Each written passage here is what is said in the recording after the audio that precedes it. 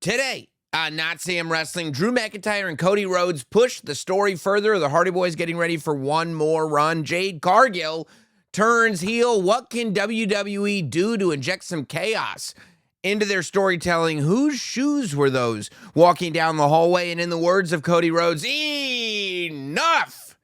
This is Notsam Wrestling. Welcome to Notsam Wrestling. And I have to say, look, there's a lot of things to talk about this week, but there's something that's been on my mind, and I think that's been on the mind of a lot of people. And that is that, in my opinion, I'd like to see more chaos injected into the world of professional wrestling. Now, what do I mean? I mean that we've gotten to a place where, for a long time, we were saying, why can't you bring back long-term storytelling? Why can't you bring back long-term storytelling? It felt like what happened week to week barely even mattered because everything would just change on a whim, and that was really, really bad. And I think that when long-term storytelling kind of became the norm again, it was met with open arms, and I still meet it with open arms. I think that the best approach to storytelling is a disciplined approach to storytelling. That's why we can enter into this era and say things like everything counts, and why we can look and micro-analyze everything that's happening on these episodes of professional wrestling television and not feel like fools because the people doing them are not doing that, because they are. And I love it.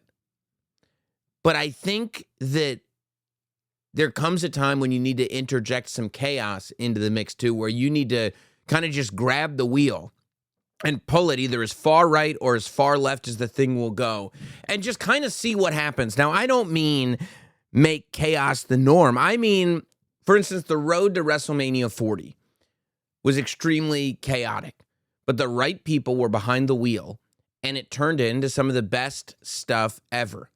It's a roller coaster, right? A roller coaster is chaotic, but you trust the ride because, for better or worse, you trust the operators of this roller coaster, that you will go on this absolutely chaotic ride, but in the end, you'll arrive safely exactly where you were supposed to arrive the entire time. And I think that is how I want to feel, not all the time, but sometimes when I'm watching professional wrestling. I think if you just bring it back to all chaos all the time, then you're talking about like end of WCW level chaotic, which is not good. I mean, you still want to, what you want to do is continue to have this sort of discipline and continue to build stars and stories so that the payoff still feels huge, but maybe people didn't even realize that the build was happening right in front of them. You know, I think that this all started occurring to me, and this is what I've been thinking about. You know, I'll go for a drive, or I'll drive between jobs or whatever, and I'll let my brain kind of wander. And a caller called into the radio show this week, and they said, well, I don't know that CM Punk or Jey Uso is going to win the World Heavyweight title. I said, what? And they said, yeah, and I've been thinking about that a lot. And usually I would say, listen, the World Heavyweight Champion went down with an injury.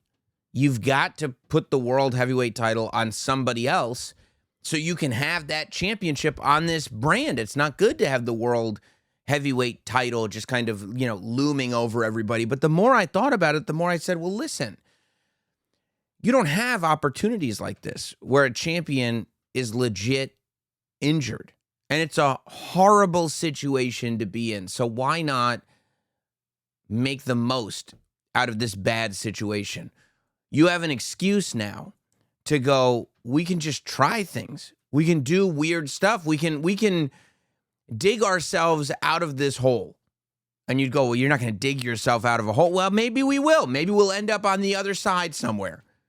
But let's just keep digging and see where it goes. You know what I'm saying? Like, the more I think about it, the more I'm like, there is something to that. Now, I think that it's compelling either way.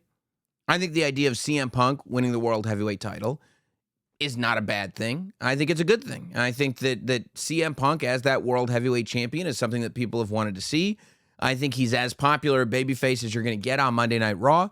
I think he's on the show every single week. I think that seeing CM Punk in 2025 with a World Heavyweight Championship with a WWE logo on it is still something that is thrilling for people to see. At the same time, I think that the Jey Uso stuff is not stale. I think that this is a different version of Jey Uso. I think that this is a version of Jey Uso who feels entitled to be in this main event picture as opposed to having struggles with whether or not he was worthy of being in this position. And, you know, the idea that we'll go on this journey to see if he'll become a tyrant, if he'll be giving, if he will, you know, how will he do? This version of Jey Uso as World Heavyweight Champion, and how will Jimmy respond to that, and how will Roman respond to that? I think that there's a ton of stuff there as well.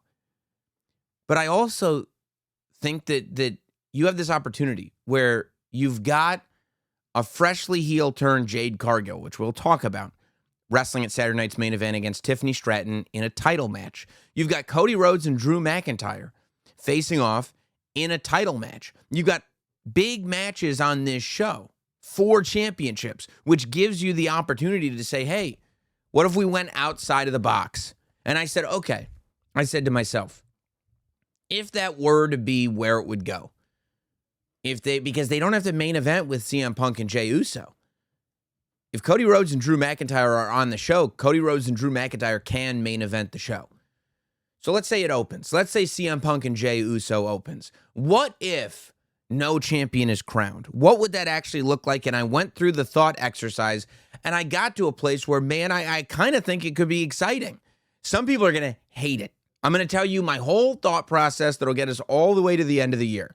And some people are going to hate this, and other people are going to like it. But I think everybody will agree it's pretty far outside of where you think it's going. And sometimes I think you just need to give an injection of going way outside the box. So that way, you know, you have an idea of where things are going, but you can never be too sure, okay? So what if we get to this match and it opens Saturday night's main event, right? And we watch Jey Uso versus CM Punk. And it's highly competitive. And then Jimmy Uso appears at ringside. And then Braun Breaker appears at ringside. And then Bronson Reed appears at ringside. And then LA Knight appears at ringside. And all these people, because here's the thing. Bronson Reed and Braun Breaker have a problem with this title match happening because they weren't in the Battle Royal. But at the same time, as much as there is friction between heels right now, Monday Night Raw has created a main event scene amongst the babyfaces where the babyfaces don't get along with each other. So why not utilize all of this tension and bring it all forward? Why make it so direct as, okay, well, Braun Breaker interfered in this match, so now we have to throw it out. Instead, you could have Jimmy Uso and LA Knight and The Vision and whoever else you want to throw in there. You could throw AJ Styles in there if you want to. But you could have this group of people who don't all get along, all kind of interfere, and all kind of interfere at the same time, where there becomes a question, who threw the first punch? Who started this? Because somebody started this physicality that resulted in this match being thrown out as a no contest. Okay? And now you've got all these parties that are bickering and all these parties that are involved. So it's not just a clear cut, okay, we're going to have a rematch. And then also this person has a rivalry with these people who interfered in the match because everybody interfered in the match, right? And then we realize it like it's the type of chaos that doesn't have this linear path to a match to pay off the grudge here, right? It's a total loss of control. And that total loss of control is important because now we see the stress build up in Adam Pearce. Adam Pearce makes it publicly known that he is under a great deal of scrutiny and his job is on the line because the board of directors is furious that there is no World Heavyweight Champion on Monday Night Raw. The board of directors is about to show a vote of lack of confidence or a vote of no confidence in Adam Pearce because of the fact that he can't crown a champion. Now, this is a crucial moment because, number one, you establish that Adam Pearce is at his wit's end and is stressed for real. His job's on the line. But number two, you don't say Triple H is mad at Adam Pearce. You say the board of directors is mad at Adam Pearce.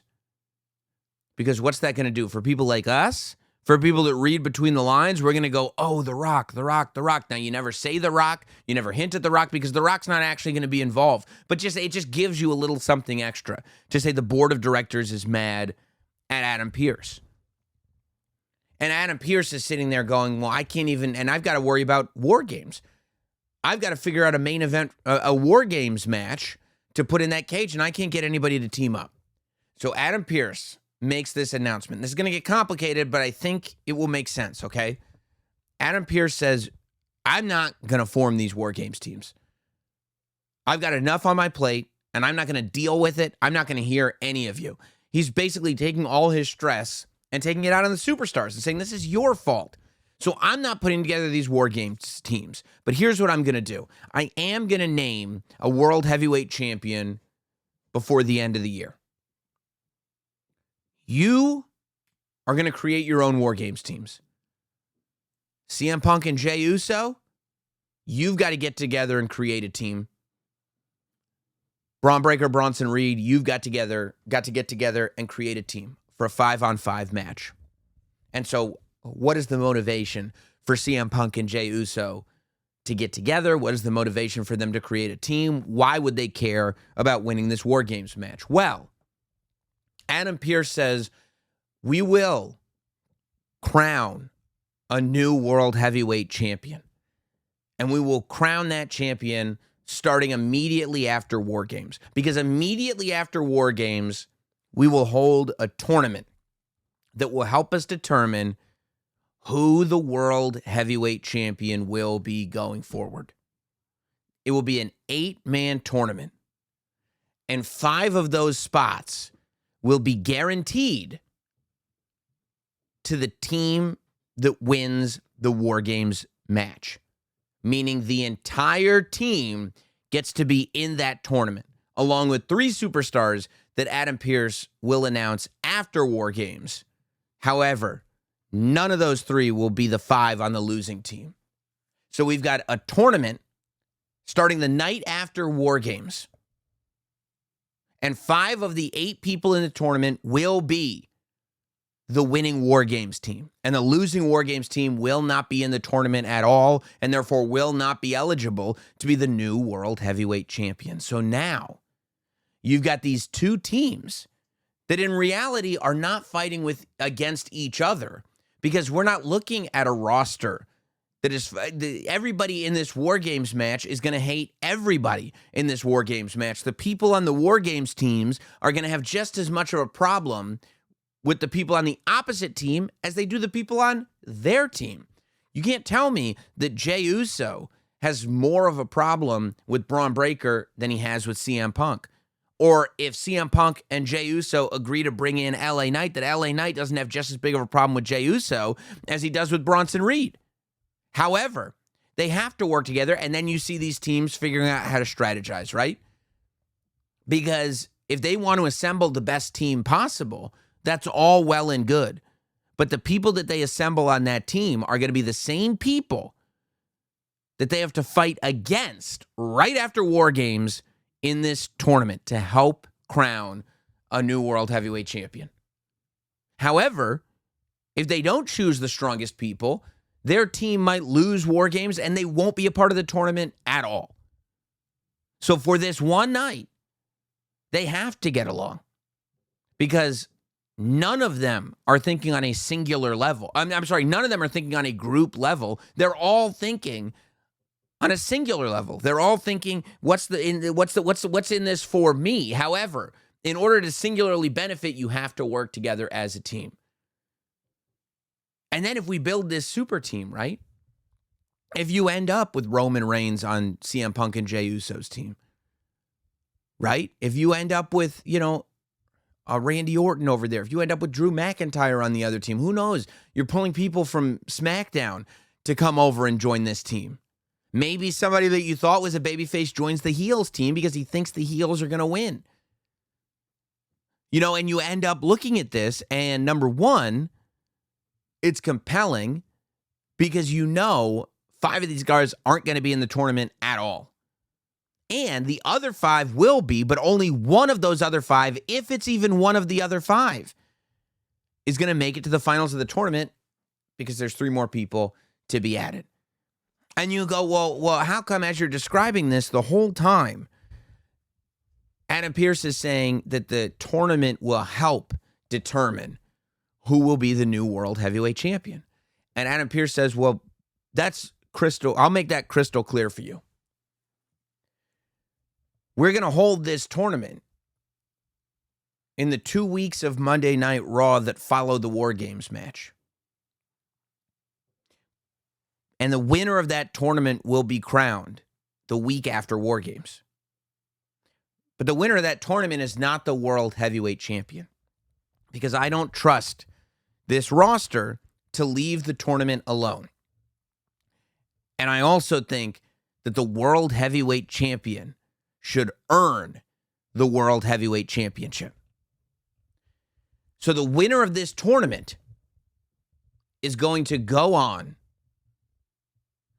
to Saturday night's main event on December 13th and is going to fight in the one match that nobody will interrupt.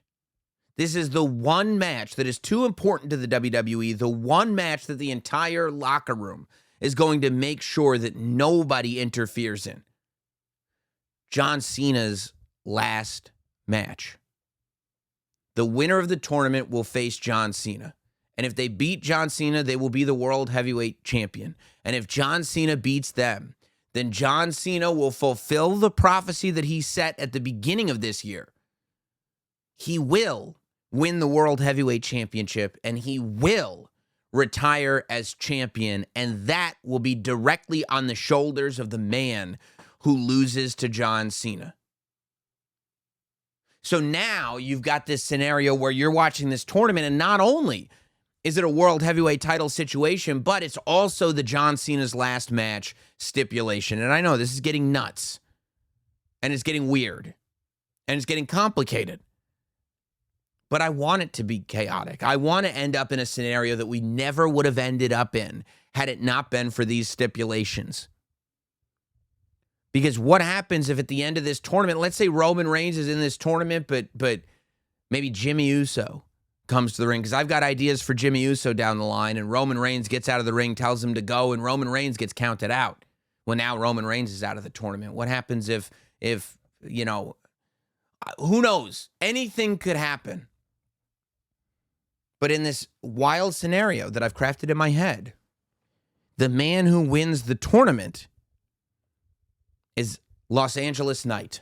LA Knight wins the tournament, which I don't think anybody will see coming, because I think fans will be sitting there wanting to see it, but know that they're not going to see it, even though the truth is they are going to see it.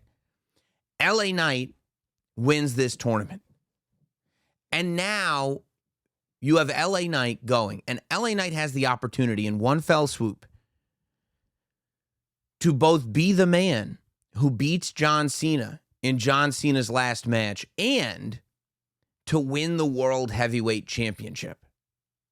Or maybe you start planting little seeds that kind of show what LA Knight might look like if he loses. That there is this road that LA Knight could go down where if he loses to John Cena, maybe he becomes a heel. Maybe there's a darker side of LA Knight. Maybe we start to see little hints of this.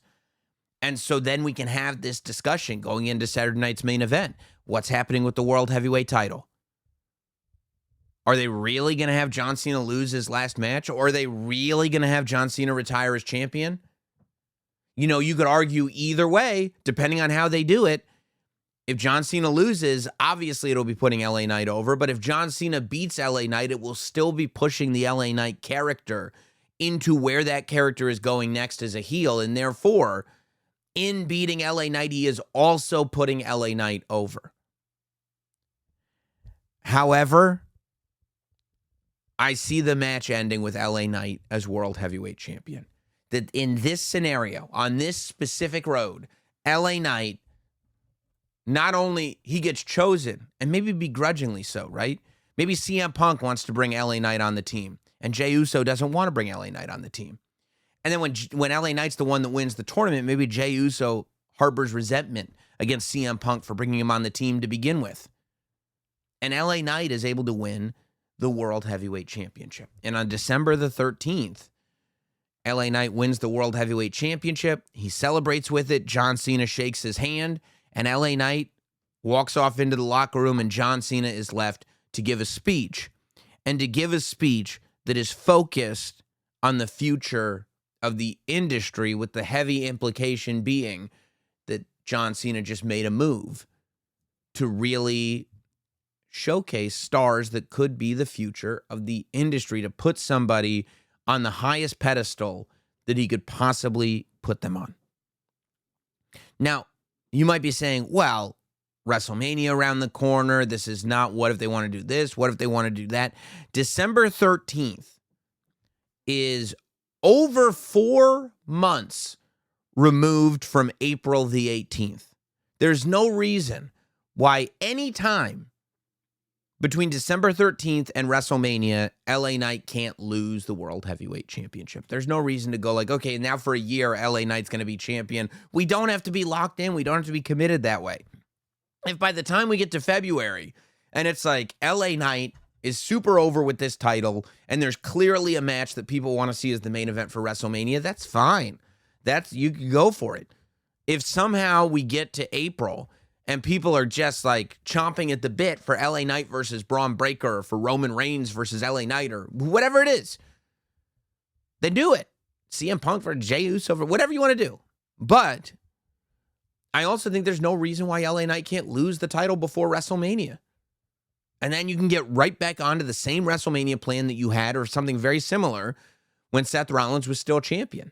Not only can you do that, but if you take the title off LA Knight before WrestleMania, then it leaves you with, if Seth Rollins comes back, maybe there's some other kind of heist or ruse or whatever you want to call it. He doesn't have a briefcase, but he could still do something where Seth Rollins is able to get the title back right before WrestleMania.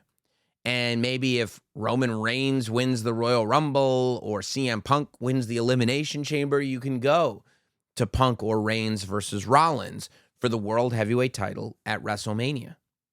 But I would have to believe that there would have to be some kind of sneak attack, something that would force LA Knight to lose that championship. So what you could have is not only LA Knight losing the title and setting up for a different championship match between two other superstars at WrestleMania, but it could leave you with a super grudge match that LA Knight walks into WrestleMania not the champion, but looking for revenge against the person who he believes cost him the title. And he wants to beat that person, so coming off of WrestleMania, he can start his road to redemption and getting that title for a second time.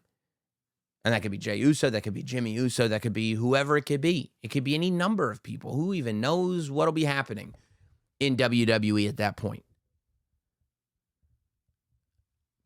But the idea of ending 2025 with LA Knight beating John Cena and therefore becoming World Heavyweight Champion is crazy to me. I sat there and said, okay, is there a road that I can craft that will take me somewhere that seems so far out of the realm of possibility based on where we are at today? And that's that actually I think would work. And that's the road that I went down. If you want to turn everything on its head, that's kind of where I took it. I'd love to know what your thoughts are. You can email in, you can leave comments, you could do whatever you want. But I mean, that's where I meandered off to. And I think it'd be great. I think it'd be a lot of fun if that's the direction everything went in. I mean, who knows? There's some shoes that WWE over the weekend posted on their Twitter account, some shoes walking. And some very foreboding music. Do you want to hear the music? I, like a lot of us, have been going through this kind of frame by frame and trying to figure out exactly who it could be.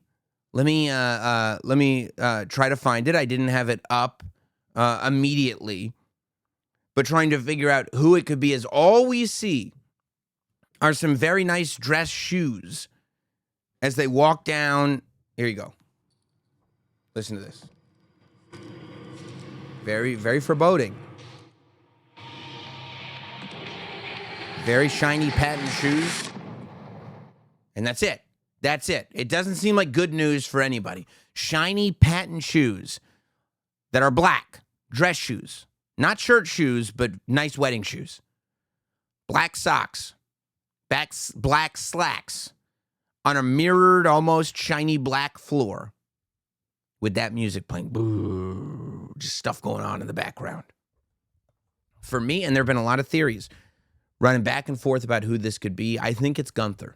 I think it has to be Gunther. I don't think, people have been bringing up Chris Jericho. I think whenever, first of all, if there's a vignette that a mystery appearance or return is going to happen, and there's any sort of conversation that Jericho could be returning at any point, obviously people are going to say Jericho. I still see Jericho as a Royal Rumble return more so than anything, but because this feels like he'll be put right into it, and I don't know exactly where he'd be put into unless it's going to be part of my War Games tournament scenario. I guess it's possible, but I see Jericho, if he's going to come back, I see it more at the Rumble. I think, and also this doesn't have a Jericho strut. Chris Jericho has a rock and roll strut when he walks. Some people say Andrade. The whole nonsense about all the drama around Andrade, and it's only drama that you read like on the internet. I can't even with all of it. There's no way more than 40% of it is even sort of true. So, and there's so much of it flying around that I don't even know. I'm not even putting that in the conversation. That's going in my pile. Remember before Randy Orton came back a few years ago, we had a rule on the podcast that we don't fantasy book Randy Orton. At the moment, temporarily, Andrade's on the list. I think Gunther, and I think the foreboding sounds, if you even want to call it music behind him, are referring to just the idea that everybody's in danger now. Everybody is in danger because Gunther's back, because Gunther really is a game changer. If Gunther's returned, then I don't see how anybody thinks they're in a safe place with the World Heavyweight title. I don't see how anyone thinks they're in a safe place by saying that they're in control of the WWE. I don't see how Braun Breaker and Bronson Reed are in any type of control. Can you imagine if Gunther was the leader of the Vision? It'd be nuts. I don't think it's going to happen. That's not one of my. I'm not seeing it. I don't think it would work. I don't think Gunther, especially since he just like broke up Imperium just because, told Ludwig Kaiser, you got to find your own thing. And then Ludwig Kaiser was like, what if I put this mask on? But I think it's Gunther. And if it is Gunther, and this means we're getting Gunther on Raw, that's a very, very exciting thing. Because it really does completely shift. And maybe they're pushing it forward because, because Seth is gone. But in my scenario with my tournament, you could have Bronson Reed and Braun Breaker. You could have both teams trying to get Gunther to join the War Games match, and Gunther refusing to join the War Games match because he already knows if he sits out of this match, Adam Pearce is going to put him in the tournament, and he would rather be in the tournament than have to win this ridiculous War Games match with a bunch of people he doesn't respect.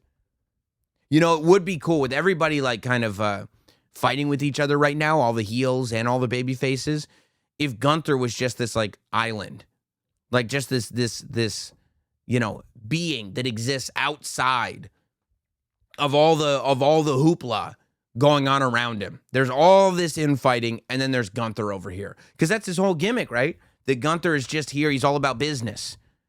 He's about winning matches that make him money, that prove that he's the greatest so that he can bring the money home to his family. He doesn't care about any of the rest, he says. So, he shouldn't care at all who's in charge of the Vision, whether Jimmy and Jey Uso are getting along, if CM Punk or LA Knight thinks they're number one contender. Like, that's all. He's the guy who said, as champion, when he would win the title and he'd get back to a locker room and everybody was gone, he loved it. He loved it, he said. He loved the solitude and the fact that he was the only one willing to be the last one there. He said he loved it. That's the whole thing with Gunther.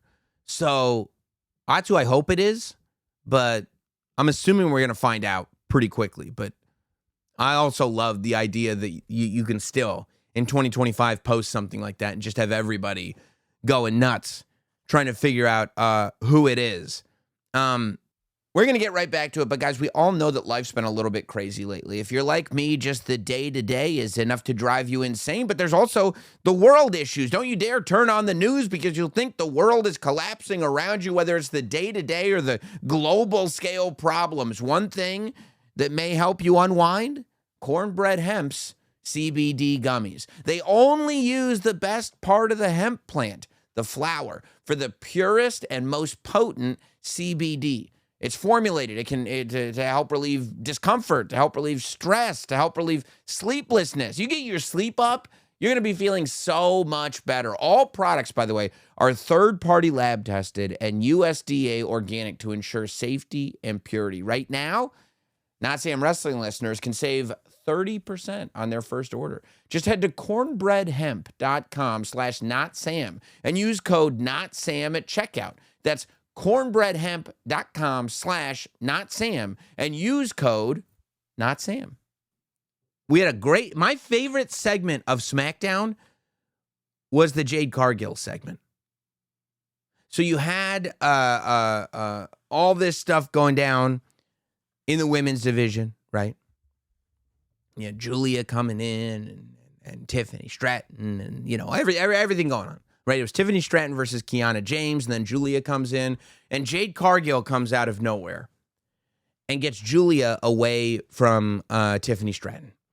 And in my naivete, in my foolishness, my utter foolishness, I went, oh, and there's even in my little notebook that I take little notes down for whenever I'm going to do shows and stuff.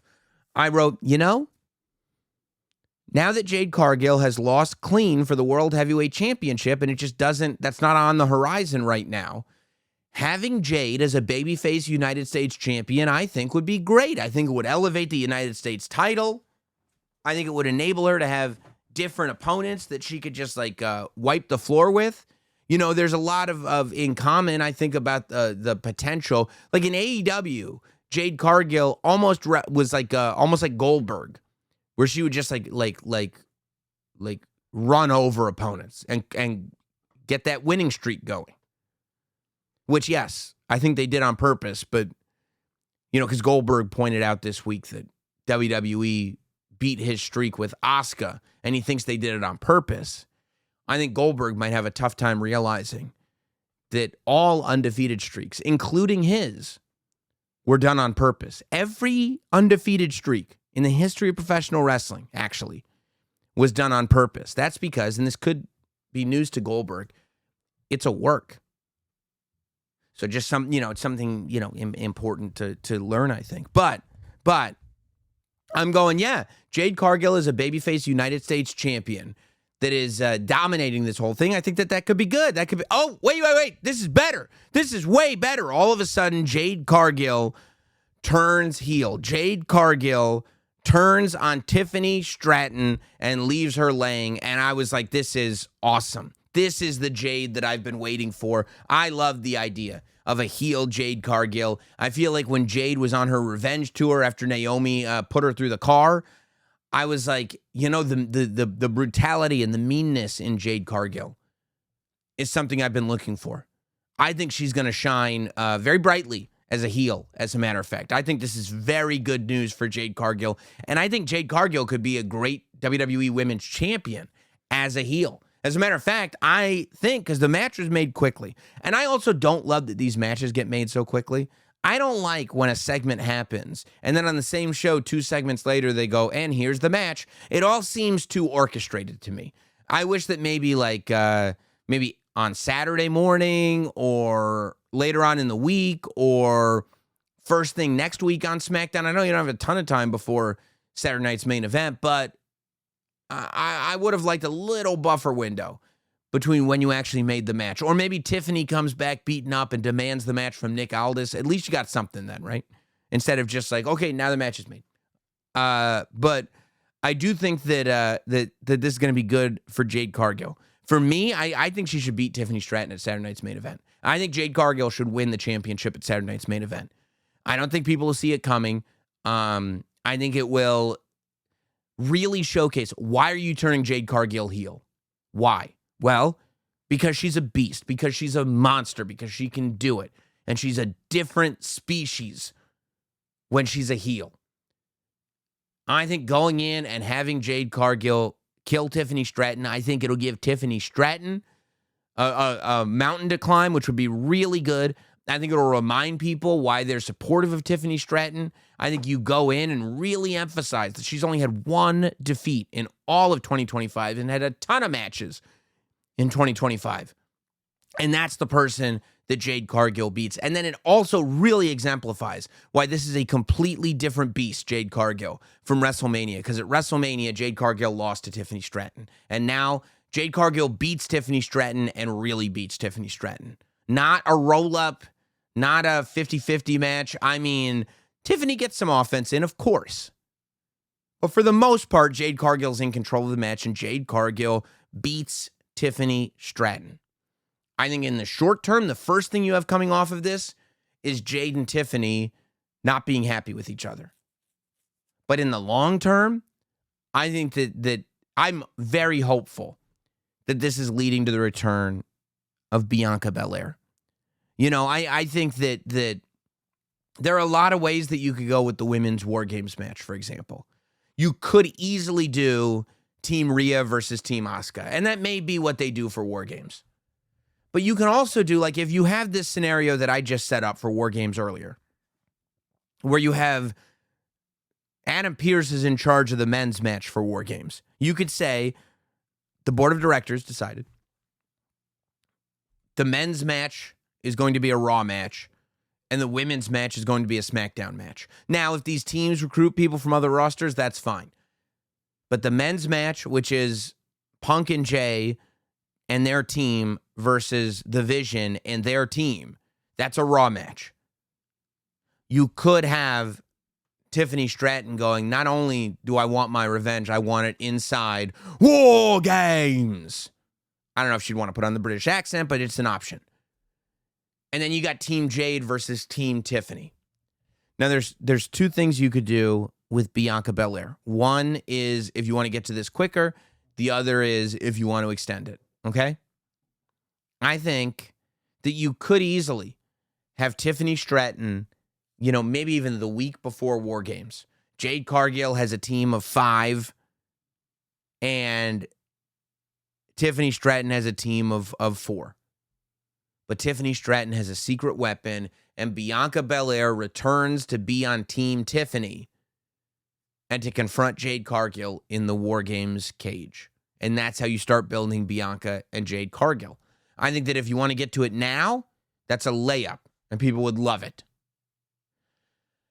I also think that if Bianca Belair is going to be ready to return, I think that people need to be reminded that Bianca Belair is a once-in-a-lifetime superstar.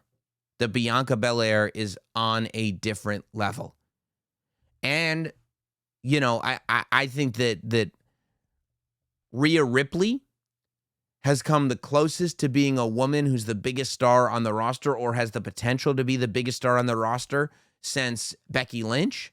And I think that is absolutely a position that you could put Bianca Belair in. I think that if Bianca Belair does not return at War Games, if I could have my own pick wherever, I would say let's not do War Games. Let's have Jade and Tiffany still have a rivalry going at War Games. Let's make it about that. Don't even say Bianca Belair's name. And then have Bianca Belair be a surprise entrant at the Royal Rumble. Bianca Belair wins the Women's Royal Rumble. Because if you have Bianca Belair, I mean, not spoken about at all, and then comes out as a surprise, wins the Women's Royal Rumble, to me, you could go, because the women's matches at WrestleMania that I want to see, I want Rhea Ripley to win the Women's World Championship from Stephanie Vaquer. I want Rhea to be the one to beat Stephanie Vaquer.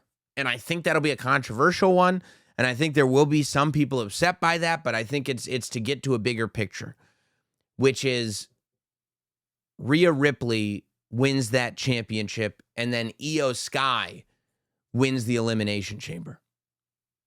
Because I think that Rhea Ripley defending the championship one-on-one against the one woman on the entire roster that she can't beat, Io Sky, I think that has the potential to main event one night of WrestleMania.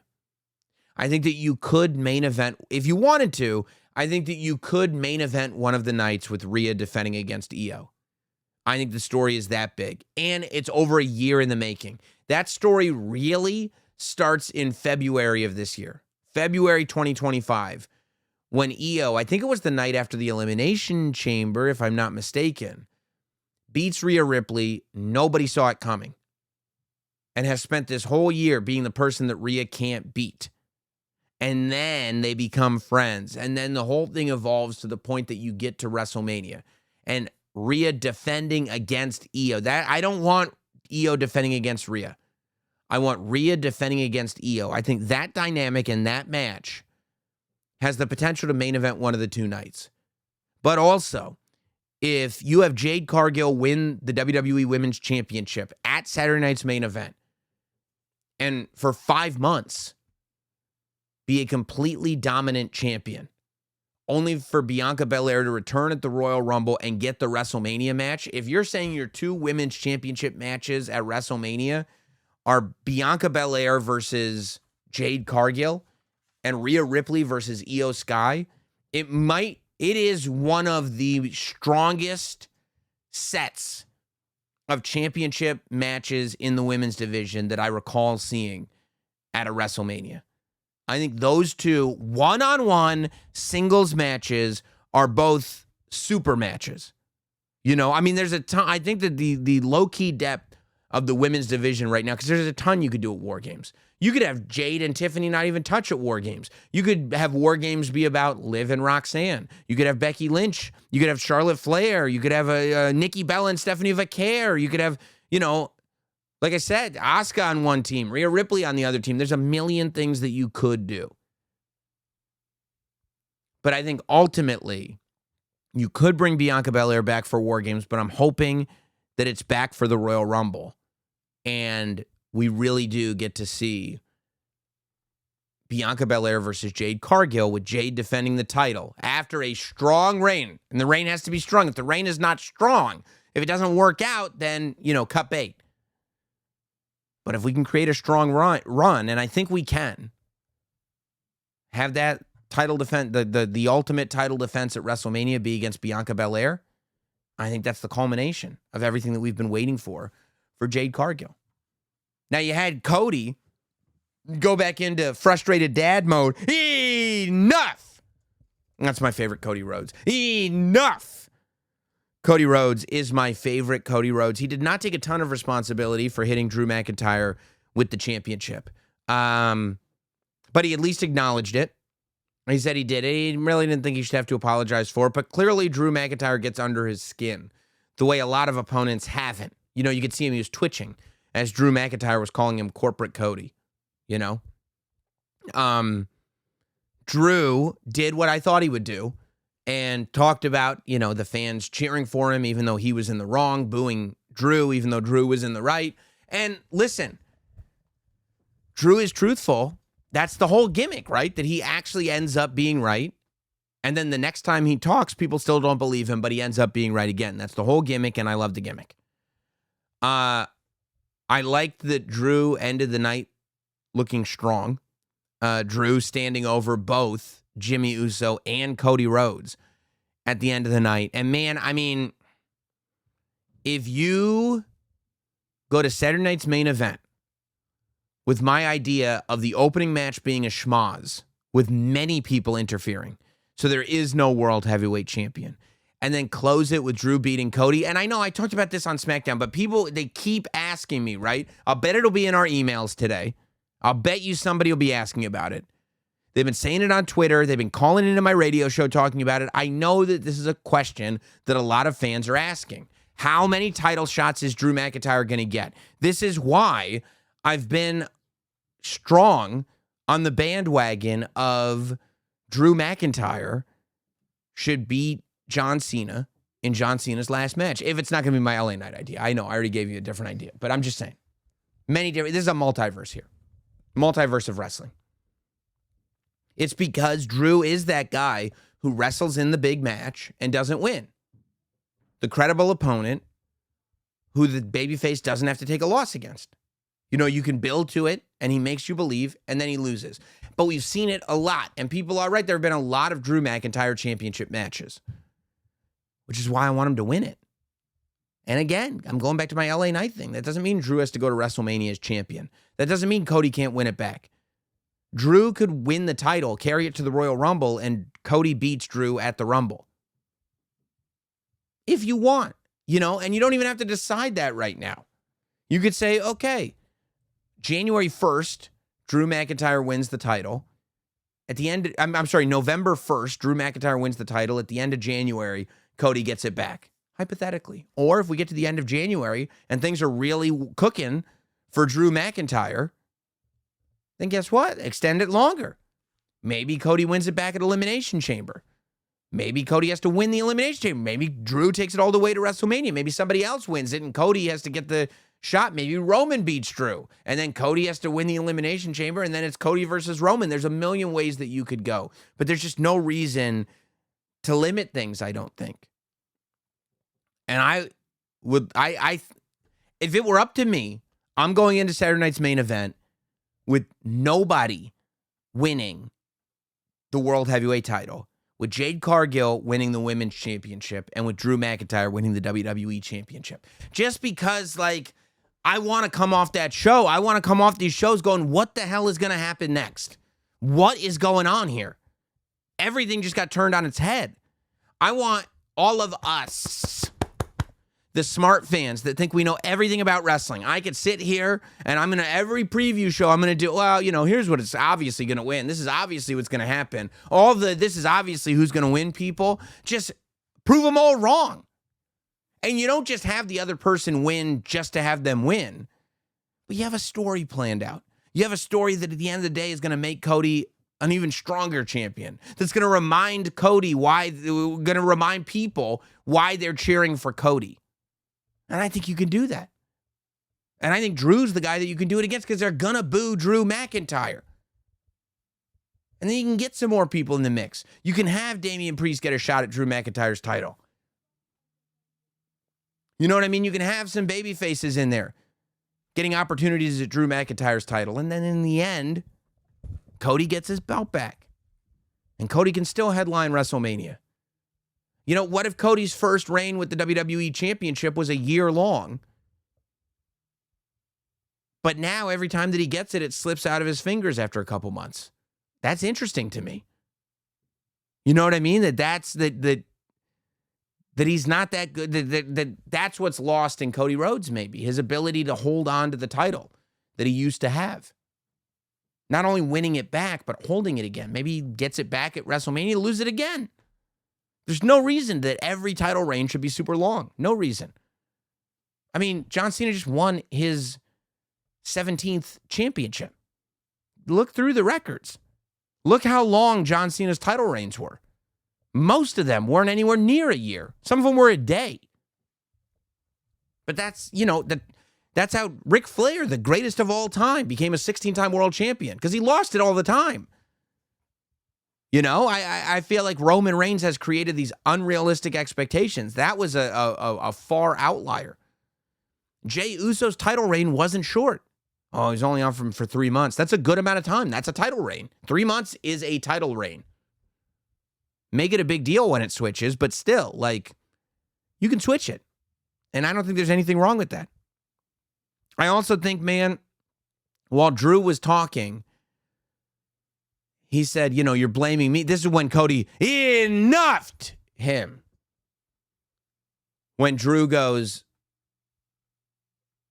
you're blaming me for knocking out Jacob Fatu's teeth. Maybe talk to your boy Jimmy. Maybe talk to Jimmy Uso, the black sheep of the family. Always the bridesmaid, never the bride. I go, oh my God, he just told us. Drew's always right. Jimmy Uso did this. And now I'm all aboard. I think Jimmy Uso attacked Jacob Fatu because Drew said it. And it does make sense. I think he attacked Jacob Fatu. And if you ask why, I think it's going to start building. I think Jimmy's going to turn on Jey Uso, but it's not going to be exactly like SummerSlam. It's not going to be a repeat. Because I think Jimmy's going to turn on Roman Reigns too. You know, there's always this idea of bloodline hunters, right? At one point, Drew McIntyre was the bloodline hunter, but that kind of got dropped. Jimmy doesn't want things to go back to the way they were. He's worried that Jey is going to take it there. Jey is comfortable going back to maybe how things were before. Roman Reigns is comfortable watching the evolution, but going back to the Samoan family being in charge of everything. Jimmy, the one thing that's consistent with Jimmy is he's against the bloodline reforming. So what if the bloodline hunter came from within the bloodline? What if the guy that was hell-bent on destroying the bloodline, the guy that, as it turns out, attacked Jacob Fatu, the guy that maybe will cost Jey, you know, for in a world heavyweight title scenario, a guy that maybe will cost Roman something that Roman needs. What if Jimmy, who's been searching for that singles identity, Jimmy, who's been searching for the thing that separates him, the way Sammy found it, the way Jey found it, the way Solo found it, the way Roman found it. What if the thing that separates Jimmy from all of this is that Jimmy is hell-bent on destroying it? Jimmy is the bloodline hunter. And what if Jimmy gets to the point where they can't stop him, where he's successful in stopping all of them? And he does something that none of them could do, which is stops this thing. That's the story anyway. That's the mission that he's on. I love the idea that Jimmy Uso is the one that stops the bloodline from evolving. Just give me a moment, if you would. We'll be right back to it in a second. But if you have busy days, all of my days are busy, impossibly busy. And if you get to this point where you feel like you have no energy left, where you can't accomplish anything, maybe, just maybe, it's because you're skipping meals. This is so important, but how do you get them in if you can't? Well, you can use Huel to get that energy up. Huel Black Edition, right here. 35 grams of protein in this baby, 6 grams of fiber, 27 essential vitamins and minerals, no added sugar, gluten-free. It's under $5 per meal. It's ready to go. I love this stuff. You can also get Daily Greens ready to drink. It's developed by registered nutritionists and dietitians. 42 vitamins, minerals, and superfoods. Only 25 calories. 4 grams of fiber, 1 gram of sugar. This is how you get everything in that you need to get in. And all of a sudden, you're going to start feeling like a superhero. At least that's what happened for me. Huel makes healthy eating simple. They also just launched into Target stores nationwide. So you'd be shopping at Target. You go, oh, that's that stuff I heard about on Notsam Wrestling. It's very exciting. You can try both products today with 15% off your purchase for new customers with my exclusive code NOTSAM at Huel.com/NotSam. Use my code and fill out the post-checkout survey to help support the show. I think it's great. I think Halloween Havoc was a super fun show over the weekend. La Parka and Mr. Iguana are incredible together. Their match with Javon Evans and Leon Slater was super fun. You had Blake Monroe win the North American Championship. You had Tatum Paxley win the NXT Women's Championship. I think that people thought it was possible that Blake Monroe would win the North American Championship. I don't think very many people at all saw Tatum Paxley winning the Women's Championship. And that's the kind of energy that you like in wrestling. That's what makes NXT great. That, you know, all of a sudden, Tatum Paxley went from not a consideration in the championship scene to winning a battle royal, and now she's the champion. The same way like Miles Bourne ended up in the main event of a PLE against Obafemi a couple months ago. The same way Ricky Saints actually beat Obafemi. Like, there's movement. There's constant movement. And I don't think the main roster will ever move that fast, and shouldn't, just because of the different functions that the main roster and NXT's roster serve. But that if we can throw a little of that chaos into the main roster, I think it'd be great.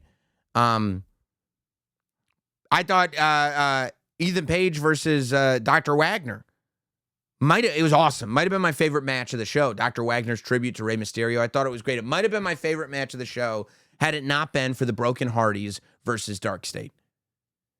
The Broken Hardys versus Dark State was just awesome. The Hardys have found this sweet spot of nostalgia, but still being able to go at 100%. That is remarkable. They are in this window that is absolutely legendary, and that maybe no team deserves more than the Hardys. I'm watching and I'm going, man, we need another Hardys run on the main roster. I mean, Jeff taking that tall swanton bomb through the two tables, all the table bumps, all the ladder bumps that Matt and Jeff both took, even that insane spine buster that Matt Hardy took. And you got to believe it's because he said, no, you got to hit me with everything you've got. Don't be gentle with me. You know, I really think if it's me, I'm going to be patient. Maybe you give the Hardys a spot in the Rumble, maybe. But I don't even think you need to do that. Next year, the Raw after WrestleMania,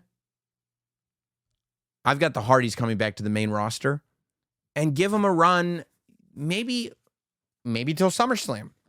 Maybe past SummerSlam. You know, do whatever you want to do. Maybe till Money in the Bank. You know, I don't know what you want to do. I don't know what they want to do. But I think there's another run in the Hardy Boys. I think you can put them in the Hall of Fame in 2027. But I really want to see the Hardy Boys have a run on the main roster, win the WWE Tag Team Championship one more time, and just get that nostalgia tour. You don't have to give them a year retirement tour. Not everybody gets a year retirement tour. But, you know, I'm just sitting there like, you know, we know AJ's going away. Shinsuke Nakamura's flirting with it. CM Punk's bringing it up. Jericho's, you know, everybody's talking about the possibility of Jericho coming back for a final run. I mean, the Hardys deserve it, man. And we've got them. And it's a short window that we've got them for, but we've got them and they can do it. I mean, the feels that we got during the Bound for Glory match with the Dudleys. And then the feels that we got for this match at Halloween Havoc. I hope they do it. I hope it happens because I would absolutely love to see it. I would love to hear your opinion on it. Email me, notsamwrestling@gmail.com. The email is notsamwrestling@gmail.com. Don't forget to subscribe to the podcast everywhere you get podcasts, every audio feed you can think of, Apple, Spotify. We're on the SiriusXM app, everywhere. Subscribe to it. Also subscribe to our YouTube channel, youtube.com/notsamwrestling. The subscriptions really help. So do the reviews on the podcast feeds and the comments on YouTube. And I just put up a video as well over the weekend of the Busted Open crew, Dave LaGreca, Tommy Dreamer, and Bully Ray invading my Not Sam Wrestling live show on SiriusXM, getting into the studio, and then all four of us chopping it up for a while. It was a really great conversation, really fun video, up now at youtube.com/NotSamWrestling. Let's go to Louise, who writes in, hey, Sam, don't know how you provide so much content each week, but I enjoy every minute of it. I find that difficult to believe that you enjoy every minute of it, but I do believe that you enjoy every minute that you consume. Thinking about the heavyweight championship match coming up, most are speculating that the Vision come in and destroy everyone. Not me. I have a different scenario. I'm thinking Becky Lynch will be the match spoiler because she can't stand the thought of anyone except her hot husband holding the championship. Thoughts, please be kind. I love you. Well, I will tell you this. I love you, Solo!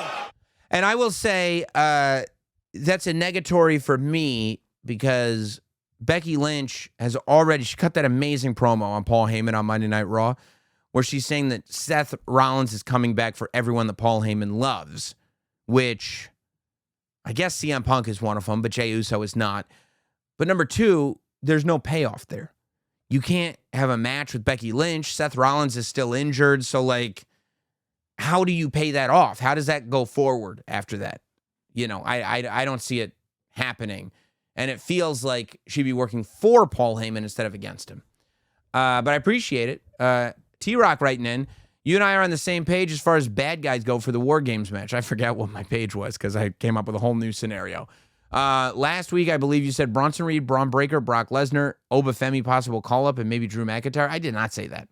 There's no way I said that. I didn't say Obafemi in War Games. No, I did not. 1, 2, 3, 4, 5. Yeah, I didn't say Obafemi. For the good guys, I have Roman Reigns, CM Punk, John Cena, AJ Styles, Dominic Mysterio. Yes, Dom leading to John and Dom going for the Saturday night's main event for the Intercontinental title. No, I don't see that at all. So, T-Rock, we're not on the same page at all. The quick version of how I would get there starts with Roman wanting to get payback on Bronson. Punk tells Roman he's down to do War Games again with him. Well, why would Roman want to hear that? Roman's the one who has a problem with Punk, not the other way around. Punk would ask Cena to join the team, and Cena would ask AJ Styles. Why wouldn't Punk ask AJ Styles? AJ and Punk don't have a problem. And AJ, feeling that his own retirement is coming and wanting to bury the hatchets, asks Dom. Dude, this is really complicated. They're playing a game of telephone to get people on the War Games team? Like, Dom on the internet hates CM Punk and talks wild crap about John Cena.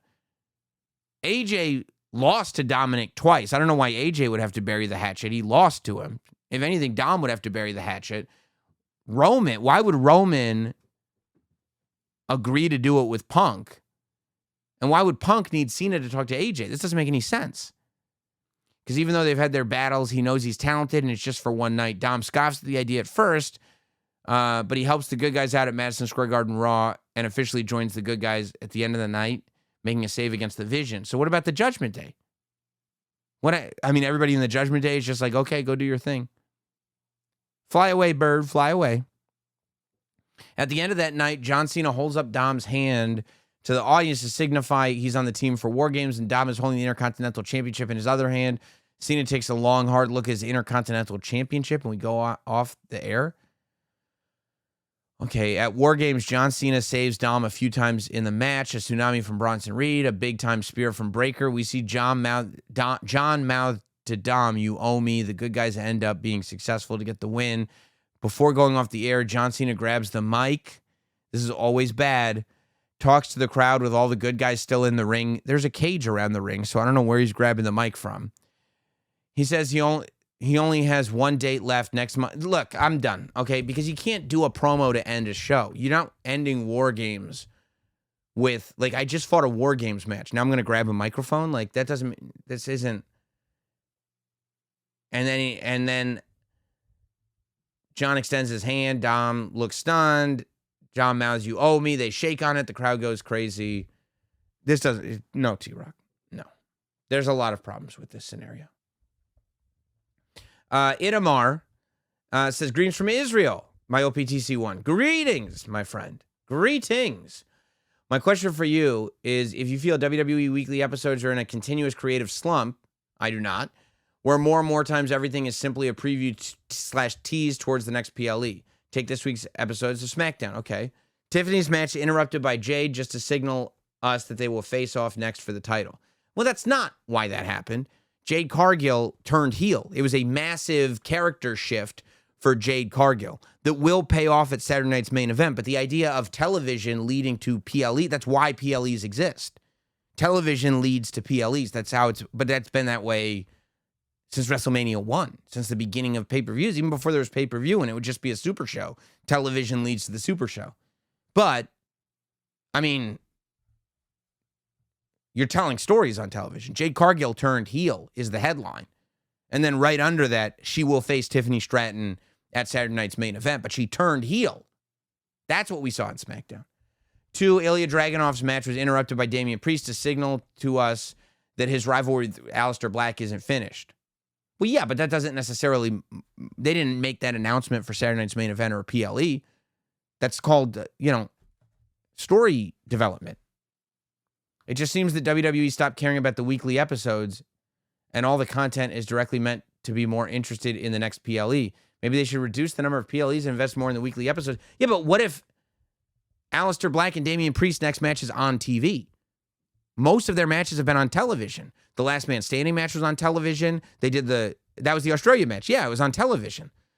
So the last big Aleister Black, Damian Priest match was on television when Zelina Vega joined them. I think that, I mean, those are two examples of character development and story development happening on television. The PLEs are designed as places where payoffs can happen. So, but I mean, in matches that don't end up on PLEs, because a lot of these PLEs are only 5 matches, then the payoff does happen on television. But I'm not 100% sure that I have any idea, what you're talking about with those specific examples. Adam writes in, but I appreciate the email. Hello to my tribal chief, and I will give you a... I have an interesting way to approach the vacant World Heavyweight Championship. The Brawns come out just to create havoc. The match finishes in a no contest because of the Braun Breaker. Because of that, Braun Breaker takes the championship home with him and proclaims himself the World Heavyweight Champion. The Vision fights matches every week to keep Pierce from taking back the championship until War Games, where the babyfaces align to get the championship back. A match to determine the real champion at Saturday Night's Main Event in December. I mean, it's not terribly far off from what I said. I feel like my scenario is a little bit more exciting, has a little bit more going on, but some people may think my scenario has way too much going on and is ridiculous. So, Moan in Philly. Yo, my OPTC. That's the original and only podcast tribal chief. Been a fan for a while. Keep it up, my guy. No, you're my guy. Question for you. Is it possible that Cody attacked Jacob because he's threatened by his potential takeover as top babyface? Cody is overly bothered by Drew even mentioning the Jacob attack. Could it be that he's got something to hide there? Thanks for checking this out, bro. / who's got hair? Not Sam. My bad. Blame New Day. I appreciate that. It's possible. I'm not saying it's impossible. It's not a ridiculous thing because you're right. He did get upset at the whole thing. But I think he's upset because he thinks Drew did it. I don't think it's Cody's MO to attack up-and-coming baby faces. Like, he fights all of them. It's not within... It'd be a strange character move if that's what Cody's had done. Because it doesn't add up with everything that Cody's ever done in WWE. It makes no sense. And I don't think Cody's turning heel. So I don't think that's happening. But it's not impossible. It's, logically, I can see how you get there. That is a choice. That is a direction they could go in. Hi, Sam. My name is Brennan. I'm from South Africa. Lifelong WWE fan. Look at what we got here. Israel, South Africa, United States, all over the world they're listening to Notsam Wrestling. Huge fan of your podcast and the way you analyze storylines. My question is, is to analyze storylines in the way we all do as fans. That's all I am. That's all I can do.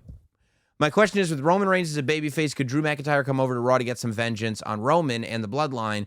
And could he possibly join the Vision at some point? I could see a power stable of McIntyre, Braun, and Bronson Reed, and maybe later Logan Paul. I don't know why I said Logan Paul for the heel heat factor. I think between Logan Paul and then HE, I thought it said Heyman. I could see Drew McIntyre working with the Vision. I don't know that I could see him as an official member of the Vision, but I could see him working with the Vision. But I definitely could see him coming over to Raw to feud with Roman Reigns. But I don't know. I mean, there's so much in front of Roman Reigns already between the Vision and Punk and Cody and all this other stuff. I think I would like to see it eventually happen, but I don't necessarily see it happening right away. Hilliard from Utah writes in, I acknowledge my OPTC. Love the pod. Been listening every week since Elimination Chamber in Toronto. I loved it. This is the year you came on board to Notsam Wrestling. You're the best. My question is there a chance we will see Jelly Roll in another match? If so, what about the Rumble? Yeah, I actually think that's a good idea. Also, do you think that Logan Paul could interfere in the Cody-Drew match at Saturday Night's Main Event, maybe costing Cody the match and finally getting Drew as champion? If Logan Paul interferes in that match, Drew better win the title. Because we've already seen Logan Paul versus Cody Rhodes. Like, we've seen Logan Paul versus John Cena. Like, we've seen those matches. So, I mean, it's possible, if that's where you want to go. And there could be a connection between Logan Paul and Drew McIntyre. And it has been a while since we saw Logan Paul. And And I like the idea of Drew McIntyre being champion and then Cody Rhodes has a rivalry with Logan Paul. I think a Cody Rhodes-Logan Paul rivalry where there's no championship, so you don't know where it's going to go, I think that could be very entertaining. So I really don't mind that idea at all, to tell you the truth. I'm actually, it's kind of cool. And then Jelly Roll at the Royal Rumble, honestly, I think that's a good idea too. I think that Jelly Roll just stepping foot. I think he did great at SummerSlam. I think he's really connected with WWE fans. And I think that if you are going to bring him back, Royal Rumble, why not? It's as good a time as any. It's a nice pop. Jelly Roll gets in there, mixes it up with a couple people, gets eliminated. He doesn't have to commit to a whole storyline. I actually think it's a good idea. All right, this is the last email for today. It's from Nick in Melbourne, Australia now, all over the world. Firstly, hello, Sam, my undisputed podcast tribal chief. Firstly, I would just like to say thank you. I love the pod, and how I love the pod. You are how I stay up to date on wrestling due to my busy work family schedule, and your positive spin and take on everything is a breath of fresh air compared to the usual negativity around all things wrestling. It really is wild how negative people are on the internet to something that they supposedly love. And then they go like, they're so funny when you hear content creators that are negative all the time. And they go, no, I think I'm just burned out on wrestling. No, you're burned out on complaining. Your body's not supposed to complain that much. If you actually allowed yourself to enjoy wrestling and then in your content maybe talked about the stuff that you loved, I don't know how much I literally talk for 8 hours a day some days. I'm fine. I've been doing this podcast for 11 years. I'm fine. Ask me about burnout. But I'm not being negative. I love your fantasy booking that you had on Punk and Jay to go to a no contest and not crown a world champ straight away. Okay, I think I said something about it on the radio show, but otherwise it would be like he listened to the beginning of the podcast. Now he's emailing in, which would be fire. I wanted to expand that by continuing. Okay, this is a great bookend, by the way, for this pod. Picture this, Jay and Punk go to a no contest due to outside interference. Yep, I'm with you. Monday Night Raw happens. Adam Pearce announces due to everyone involved in the world title, oh my God, we're going to War Games and the winning team will fight each other at the upcoming PLE for the world title. Okay, we're really close. We're close. My idea is a little different, but we're close. Paul Heyman and the Bronze need to contemplate, do we call Brock? Do we have him face for the world title if we win? Do we want to have to face him for the world title if we win? Again, this is something I brought up in my scenario too. We're close. Jay, Jimmy have the dilemma. Do we call in Roman for help? Again, this is the same scenario we'd be in with my scenario. You already have 20 people currently vying for the world title. Why not make it interesting and pit them against each other? Man, I think we're onto something here, buddy. The only downside I see this is if the face team of, say, Jay, Jimmy, Punk, Knight have all sort of been in plenty of multi-man matches, do we need more? But I think it creates a nice wrinkle. So, I'll tell you right now, after Survivor Series, I think the next PLE on the books is Royal Rumble, unless you count Saturday night's main event. And Saturday night's main event is headlined by John Cena, and that's how I got to hold a tournament. The winner faces John Cena and Bob's your uncle. I think it gets everything done that your scenario got done, puts a bow on it, but it is a little more complicated. I'd love to know what you think. Leave it in the comments. Post about it online.